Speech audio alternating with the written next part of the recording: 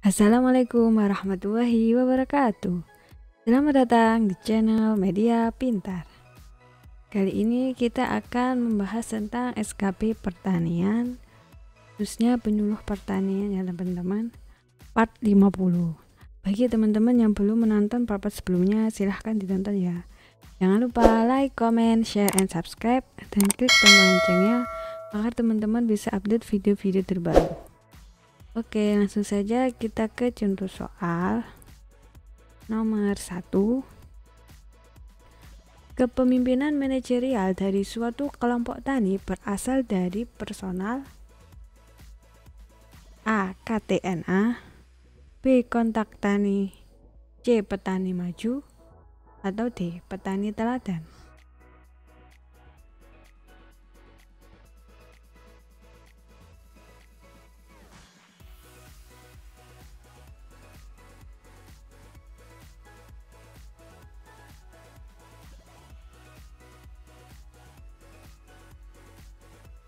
Oke, jawaban yang paling tepat adalah yang B ya teman-teman, kontak tani.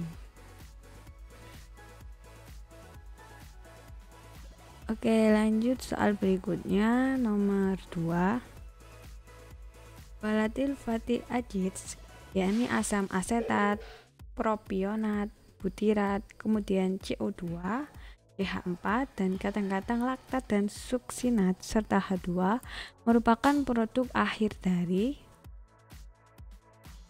A. Protozoa, B. Sintesis protein, C. Konsentrat, atau D. Degradasi karbohidrat.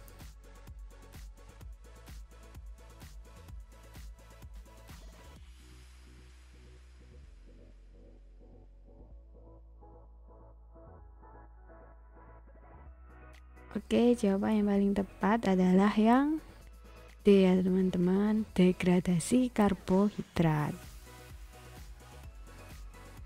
Oke, lanjut soal berikutnya nomor 3. Volatil fatty acids merupakan sumber energi utama bagi ternak ruminansia. Asam asetat dan butirat merupakan sumber energi untuk oksidasi yang bersifat A. Asam, B. Ketogenik, C. Glukogenik, atau D. Defaunasi.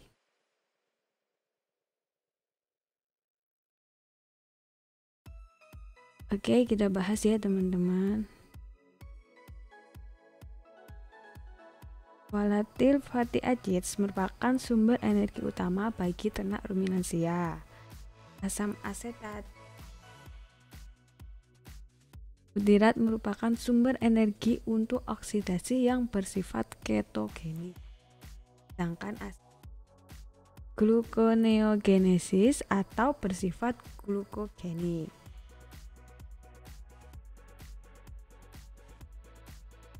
Jadi jawaban yang paling tepat untuk nomor 3 adalah yang B ya teman-teman, ketogenik.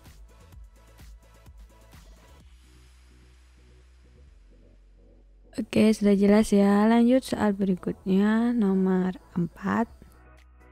Jenis kelamin ditentukan oleh adanya kromosom X dan Y pada spermatozoa jantan. Spermatozoa X dan Y mempunyai perbedaan beberapa hal, kecuali A. Ukuran dan bentuk spermatozoa, B. Berat, C. Putih telur, atau D. Motilitas.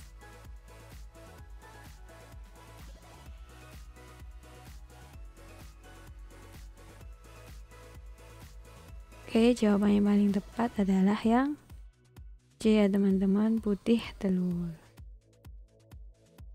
Ini jelas-jelas sudah tidak mungkin ya. Oke, lanjut soal berikutnya nomor 5. Pengembangan sistem pertanian organik saat ini tengah menjadi tren yang pada hakikatnya merupakan serangkaian usaha pengelolaan lahan dan tanaman secara terpadu dalam hal A. Pengelolaan lahan secara tradisional, pengendalian hama tanpa pestisida, pemupukan dengan pupuk organik. B. Mekanisasi lahan pertanian, penyediaan bibit unggul, pengendalian hama tanpa pestisida. C. Mekanisasi lahan pertanian, pengendalian hama tanpa pestisida, pemupukan dengan pupuk organik. Atau D. Pengelolaan lahan secara tradisional, penyediaan bibit unggul, pengendalian hama tanpa pestisida.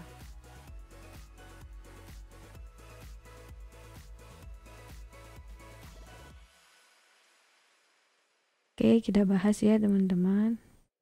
Prinsip metode pertanian organik mencakup rotasi tanaman, pupuk hijau atau kompos, pengendalian hama biologis, dan pengolahan tanah secara mekanis.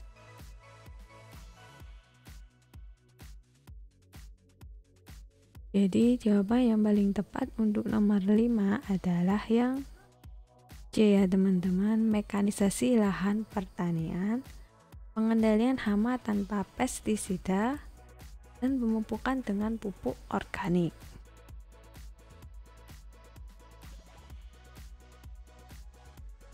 Oke, sudah paham ya. Lanjut soal berikutnya, nomor 6. Bahan yang digunakan untuk memperbaiki kesuburan tanah atau memperbaiki sifat-sifat fisik, kimia, dan biologi tanah disebut A. Pupuk, B. Pestisida, C. Herbisida, atau D. Penyemprotan.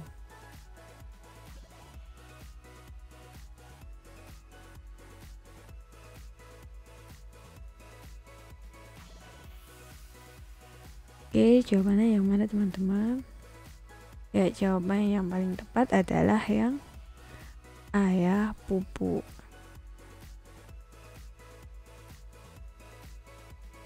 Oke, lanjut soal berikutnya, nomor 7. Jenis unsur hara yang dibutuhkan tanaman dalam jumlah sedikit adalah A. N, P, K, B. Magnesium, klor, dan oksigen, C. Zn, Fe, dan Cu, atau D. Cl, dan Co.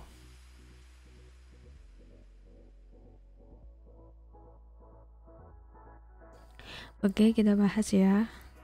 Unsur mikro adalah unsur yang diperlukan tanaman dalam jumlah sedikit. Contohnya boron atau B, besi atau Fe, tembaga atau Cu, mangan atau Mn, zinc atau Zn, dan molybdenum atau Mu.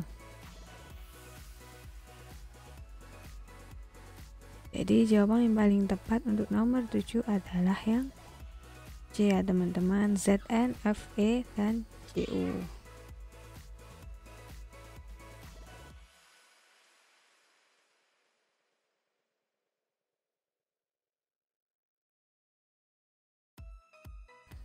Oke, lanjut soal berikutnya ya teman-teman, nomor 8. Berdasarkan peranannya, organisme tanah dibagi menjadi 3 kelompok, yaitu organisme yang membagi dan perkembangan tanaman, organisme yang merugikan tanaman, dan organisme yang tidak menguntungkan dan tidak merugikan. Untuk organisme tanah yang menguntungkan yang dapat menyumbangkan nitrogen ke tanah dan tanaman, yaitu kecuali A. Rhizobium, B. Azosphyrium, C. Pseudomonas, atau D. Azotobacter.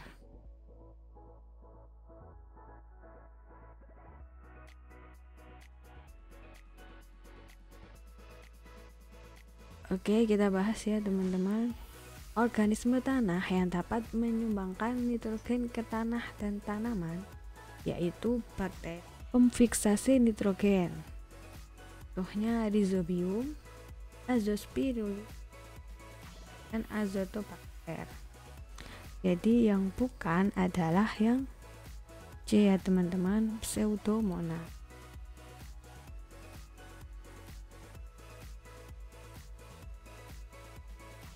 Oke, sudah paham ya. Lanjut soal berikutnya, nomor 9.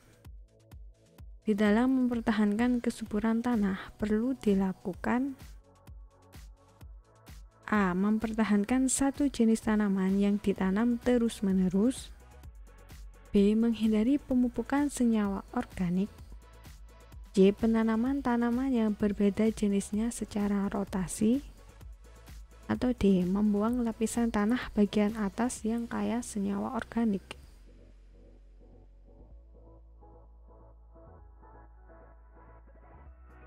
Oke, kita bahas ya teman-teman. Metode vegetatif yang digunakan untuk mempertahankan kesuburan tanah itu menggunakan cara-cara seperti penghijauan, rotasi tanaman atau crop rotation, reboisasi, penanaman tanaman bertutup atau buffering, penanaman tanaman berbaris, strip cropping, penanaman sejajar garis atau contour strip cropping. Jadi untuk A, mempertahankan satu jenis tanaman yang ditanam secara terus-menerus, ini salah ya teman-teman. Untuk B, menghindari pemupukan senyawa organik, ini juga salah. Untuk D, membuang lapisan tanah bagian atas yang kaya senyawa organik, ini juga salah. Jadi jawaban yang paling tepat adalah yang ya teman-teman, penanaman tanaman yang berbeda jenisnya secara rotasi.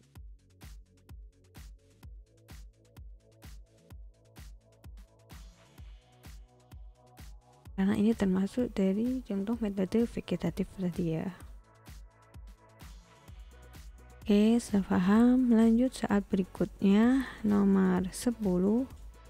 Berikut kelebihan dari PGPR, diantaranya A. Menambah fiksasi nitrogen di tanaman kacang-kacangan.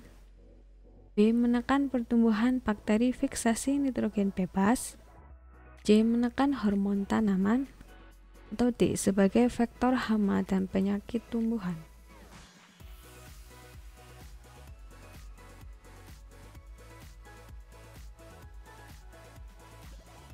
Oke, kita bahas ya.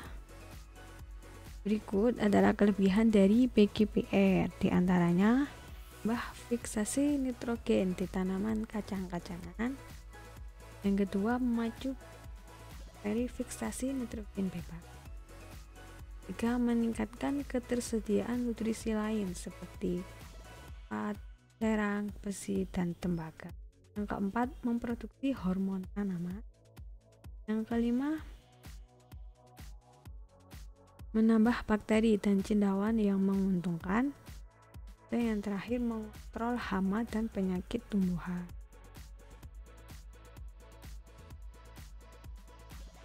Jadi jawaban yang paling tepat untuk nomor 10 adalah yang A ya teman-teman, menambah fiksasi nitrogen di tanaman kacang-kacangan.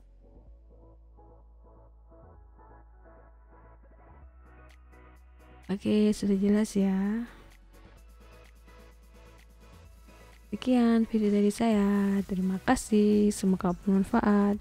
Jangan lupa like, comment, share, and subscribe channel Media Pintar.